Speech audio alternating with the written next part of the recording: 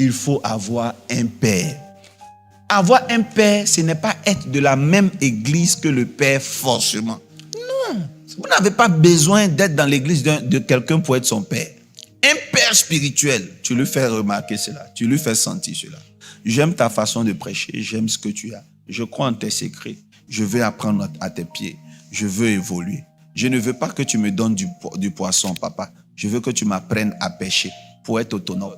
Écoutez bien, moi je suis prophète. Je suis comme un médecin. Je ne suis pas contre les rangs devant mon bureau. Ça ne me dérange pas. Mais je préfère vous donner un conseil. Ayez un père, c'est mieux. Ayez quelqu'un. Quelqu'un que vous pouvez appeler, il va décrocher. Quand Dieu veut vous élever, il choisit toujours une personne, un lieu et un jour. Dieu dit de ne pas placer sa confiance en un homme. Mais ce n'est pas un homme, Dieu passe toujours pour nous aider. Quelle est la qualité de la personne que vous choisissez comme père? Quelle est la grâce? Est-ce que ça correspond à vous, vos démons? Celui que tu as choisi, il ne fait pas libation. Pour toi, ton problème, c'est sous tes pieds, on doit verser l'eau. Bon, tu es là-bas quand même. Bon, ça va faire que tu vas te cacher pour venir voir le prophète. Mais tu viens aussi le prophète là. C'est Starmania. Il y a commando. Il y a garde de corps. Il y a protocole. C'est pas ça qui vous fait mal.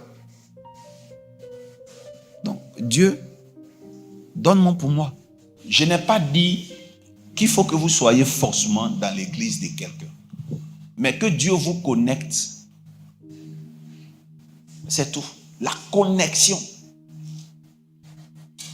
Je suis arrêté et tu veux venir me voir.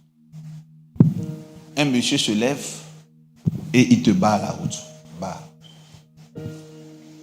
Très bien. Tu veux venir me voir, viens me voir. Ça fait mal, c'est blessant. Pourquoi? L'homme de Dieu doit avoir ta solution. L'homme de Dieu est vu comme Dieu. Mais on t'a bloqué. C'est l'une des sources de 90% des frustrations des chrétiens. Le chrétien ne peut pas comprendre qu'il veut voir un homme de Dieu et que quelqu'un l'ait stoppé. Maintenant, je peux poser la question à un chrétien. Lui qui t'a stoppé, là, il n'a pas de problème. Ou bien, Jean, toi, ton problème, c'est plus grand que pour lui. Lui, il était là avant toi. Est-ce que dans la société, là, quand il y a un rang, et puis tu viens passer le rang, là, on ne te dit pas retourne en arrière. Si quelque chose n'est pas pour vous, il aura toujours une barrière. Une fille qui est cheesa, c'est de quoi je parle. Il va toujours payer l'école de ses enfants avant de payer pour vous. Vrai ou faux? Il va toujours finir de faire pour sa femme avant de faire pour toi. Quelle relation tu veux avoir avec Dieu? Est-ce que tu veux avoir une relation avec les prophètes? Une relation qui n'est pas intime? Si oui, accepte le protocole. Mon illustration, elle est belle. Hein? Ça pique.